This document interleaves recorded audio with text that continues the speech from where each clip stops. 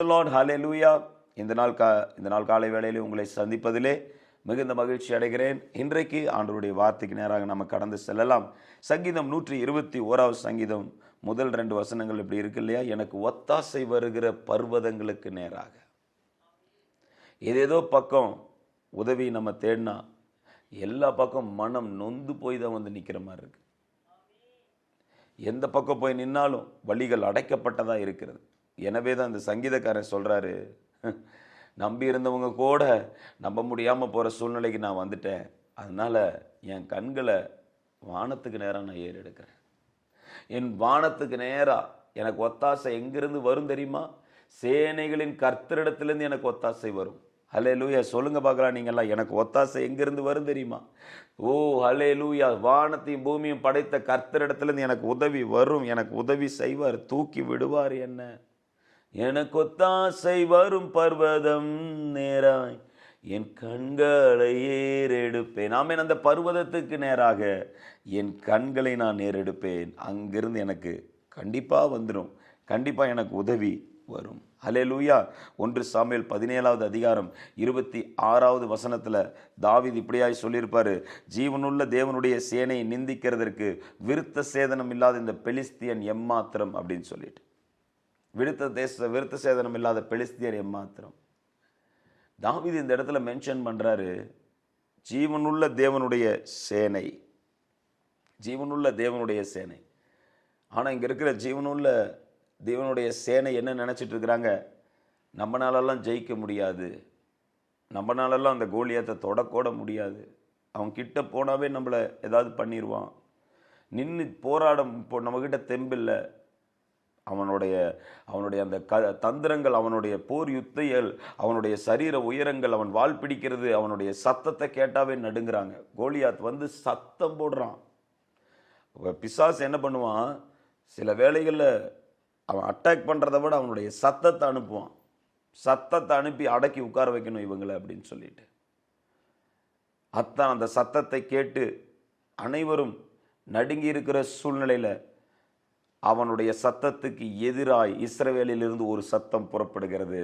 அதுதான் பரிசுத்தாவிலே நிரப்பப்பட்ட தாவீதினுடைய சத்தம். அல்லேலூயா. ஜீவனுள்ள தேவனை நிந்திக்கிறதற்கு, இந்த சேனையை நிந்திக்கிறதுக்கு இவன் எம்மாத்திரம்ன்றான். இஸ்ரவேல் ஜனங்களுக்குள்ள எல்லாம் ஒரு நம்பிக்கை வருது, நம்ம ஆராதிக்கிற தேவனுக்கு முன்பாக இவன் எம்மாத்திரம் என்கிற ஒரு முழக்கம். அல்லேலூயா. இன்னைக்கு நம்ம அதான் சொல்லணும். நான் ஆராதிக்கிற தேவனுக்கு முன்பாக இந்த பிரச்சனைகள் எம்மாத்திரம், நான் ஆராதிக்கிற தேவனுக்கு முன்பாக இந்த வியாதி எம்மாத்திரம், நான் ஆராதிக்கிற தேவனுக்கு முன்பாக இந்த பிரச்சனைகள் எம்மாத்திரம் என்கிற ஒரு சத்தம். சாத்தானுடைய சத்தத்துக்கு எதிராய் வருகிற தாவீதினுடைய சத்தம். I am worshiping a living God. கோலியாத்தை நேருக்கு நேர் ஃபேஸ் பண்ணக்கூடிய அளவுக்கு சரீர பலம் கிடையாது தாவீது கிட்ட. கோலியாத்தை நேருக்கு நேர் ஃபேஸ் பண்ணுற அளவுக்கு யுத்த தந்திரங்கள் தெரியாது தாவீது கிட்ட. கோலியாத்தை நேருக்கு நேர் ஃபேஸ் பண்ற அளவுக்கு அந்த வாள் பிடிக்க தெரியாது தாவீதுக்கு. கவன்கள்ல தான் வச்சிருக்காரு, சும்மா கொஞ்சம் கவன்கள் இருக்கு. ஆனா போறது இயேசுவின் நாமத்தில். ஹல்லேலூயா. இன்னைக்கு பல குறையோடு நீங்க போராடி கொண்டு இருக்கலாம். ஆண்டவர் உங்களை என்ன சொல்றாரு தெரியுமா? உங்களை பார்த்து, விசுவாசத்தோட அந்த சத்தத்துக்கு எதிராக உன்னுடைய சத்தத்தை உயர்த்து, எக்காலத்தை போல் உன்னுடைய சத்தத்தை உயர்த்து. என் காரியம் ஜீவனுள்ள தேவனால் அது வாய்க்க செய்வார் என்று சொல்லி, என் காரியத்தை அவரே வாய்க்க செய்வார். ஜீவனுள்ள தேவனுக்கு முன்பாக இந்த பிரச்சனைகள் ஏமாத்திரம். இந்த காலை வேளையில் நம்ம அதை தான் சொல்ல போறோம். என் தேவனுக்கு முன்பாக இந்த பிரச்சனைகளை மாத்திரம், ஹல்லேலூயா. இந்த தேவனுக்கு முன்பாக இந்த சோதனைகளை மாத்திரம். சங்கீதம் 27:1 சொல்லியிருக்காரு, என் தேவன் என்னுடைய வெளிச்சம், இருள் என்னை மூடினாலும் என் தேவன் எனக்கு வெளிச்சத்தை அனுப்புவார். இந்த பூமி காரிருள் மூடினாலும், ஜனங்களை காரிருள் மூடி இருந்தாலும் என் தேவன் என் மேல வெளிச்சத்தை அனுப்புவார்.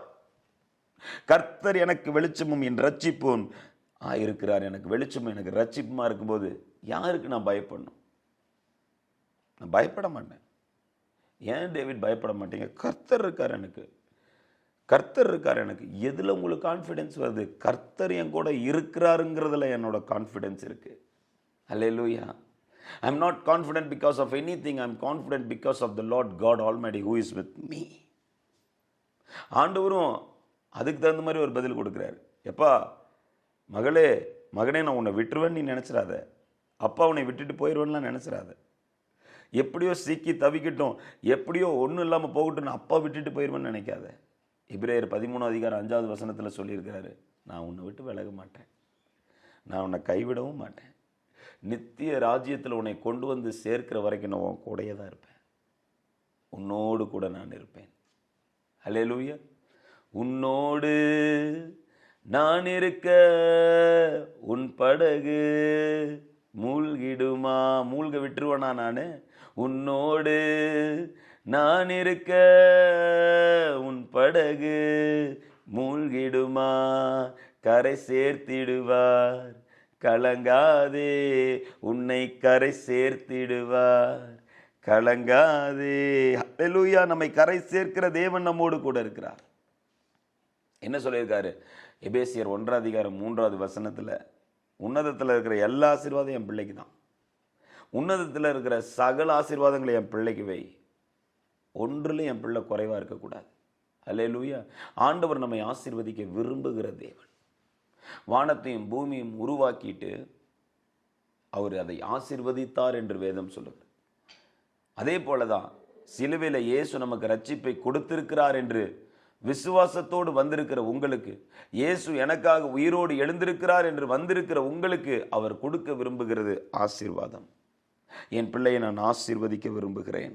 அல்லேலூயா. ஆசீர்வதிக்க நான் விரும்புகிறேன். ஆமென்.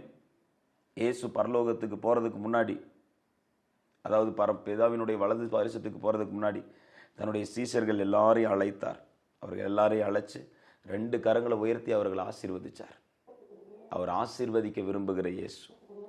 அல்லேலூயா. உன்னை நான் ஆசீர்வதிக்கவே ஆசீர்வதிப்பேன், உன்னை நான் பெருகவே பெருகச் செய்வேன். அல்லேலூயா. நம்மை ஆசீர்வதிக்கிற தேவன். பலவீனங்களை எல்லாம் ஏற்றுக்கொண்டு நம்முடைய துக்கங்களை எல்லாம் சுமந்தார் என்று சொல்லி ஏசாயா 53 வாசிக்கிறோம். நம்முடைய பலவீனங்களை எல்லாம் அவர் தம்மேல ஏற்றுக்கொண்டாராம். உனக்கு என்னென்ன பலவீனங்கள் இருக்கு, சரீர பலவீனங்கள், ஆவிக்குரிய பலவீனங்கள் என்ன உன்னை போட்டு வாட்டி வதைக்கிறது, அதை நான் ஏற்றுக்கொள்கிறேன். நமக்கு சமாதானத்தை உண்டு பண்ணுகிற ஆக்கினை அவர் மேல் வந்தது, நம் வியாதி அவர் மேல் சென்றது, அவருடைய ஆசீர்வாதம், அவருடைய சரீரத்தில் இருக்கிற ஜீவனுள்ள ஊற்று நமக்குள்ள வந்தது. எனவே நம்முடைய தேவனை நோக்கி நம்ம கண்களை ஏறெடுக்கும் போது ஹல்லேலூயா, நம் அற்புத சுகத்தை விடுதலையும் நாம் பெற்றுக்கொள்ளுகிறவர்களாய் இருக்கிறோம். ஹல்லேலூயா. யோபு சொல்றாரு, நித்தியத்தின் மேல் என் கண்களை வைக்கிறேன் என்று. நான் என் கண்களை நித்தியத்துக்கு மேல வைக்கிறேன். ஏன்னா என் மீட்பர் உயிரோடு இருக்கிறார். என் மாமிசம் அழுகி ஒன்றும் இல்லாமல் போனாலும் என் தேவனை நான் முகமுகமாக தரிசிப்பேன். என்ன ஒரு கன்ஃபெஷன். அவர் என்ன பண்ணாரு? அப்படி நித்தியத்துக்கு மேலே கண்களை வச்ச யோபுக்கு என்ன பண்ணாரு? சரீரத்தை புது சரீரமாக மாற்றிட்டாரு.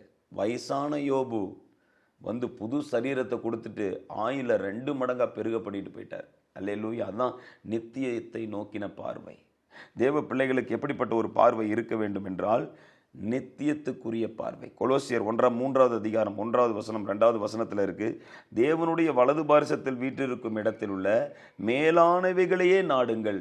மேலான ஆசீர்வாதங்கள், ஆவிக்குரிய காரியங்கள், அதுக்கு நம்ம முக்கியத்துவம் கொடுத்து நல்ல ஜபத்திலையும் வசனத்திலையும் நம்ம தரித்திருக்கிற பொழுது ஹல்லேலூயா, கர்த்தர் இங்கே எல்லாத்தையும் மாற்றுவார். நித்தியத்தை நோக்கி நம்ம கண்களை வைத்திருக்கிறோம். அங்கே என்னை கர்த்தர் ஆசீர்வதிப்பார். இங்கே நம்ம ஒரு காரியத்தை செஞ்சாலும் நன்மை செஞ்சாலும் நம்ம என்ன விசுவாசிக்கணும்? இங்கே நான் செய்கிற நன்மைனால எனக்கு அங்கே ஆசீர்வாதம் கிடைக்கும், அங்கே எனக்கு நல்ல பொக்கிஷங்கள் உண்டாகும், அங்கே நான் நல்லா இருப்பேன். அல்லேலூயா.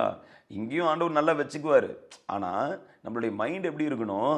நான் ஒரு நன்மை செய்கிறதுனால நான் நித்தியத்தில் அதுக்கான அறுவடையை பார்ப்பேன், அதை கண்டிப்பாக மறுமையில் பயங்கரமாக ஆசீர்வதிப்பார்.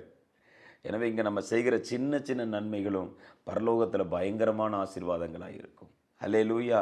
எனவே கிறிஸ்துவினுடைய வலது பாரிசத்தில் வீற்றிருக்கிற அந்த இடத்தையே தேடுங்க. அவரையே நோக்கி பார்க்கும் பொழுது, நித்தியத்தை நோக்கி பார்க்கும் பொழுது ஆசீர்வாதங்கள் திரும்ப வரும், சரீர சுகம் திரும்ப வரும், எல்லாவற்றையும் திரும்ப கொடுத்து தேவன் உங்களை கட்டி எழுப்புகிறவராக இருக்கிறார். ஆமென். கண்களை மூடி நம்ம ஜெபித்து முடிப்போமா? ஸ்தோத்தரிக்கிறோம் எங்கள் நல்ல ஆண்டவரே, உம்முடைய நித்தியத்தை நோக்கி நாங்கள் பார்க்கிறோம். உம்முடைய வலது பாரிசத்தில் வீற்றிருக்கிற காரியங்களே நாங்கள் நோக்கி பார்க்கிறோம். நீங்கள் எங்களை விட்டு விலக மாட்டீங்கப்பா. நீங்கள் கைவிட்டுட்டு போகிற தகப்பனும் இல்லை.